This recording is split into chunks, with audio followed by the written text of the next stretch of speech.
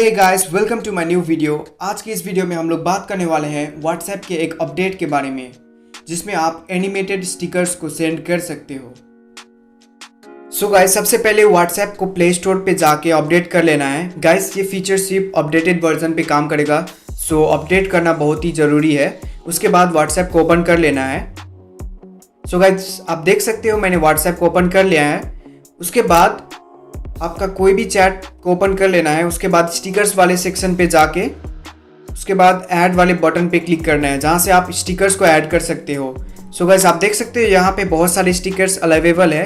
उसके बाद यहाँ पे आप देख सकते हो प्ले वाले जो आइकन है वो सब एनिमेटेड स्टिकर्स है।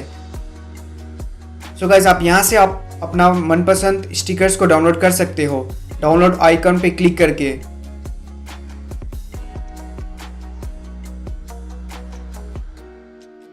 सो गाइस, स्टिकर्स डाउनलोड करने के बाद फिर से वहीं स्टिकर्स वाले सेक्शन पे जाके वहाँ से आप जो डाउनलोड किए थे स्टिकर्स को वहाँ पे चले जाना है।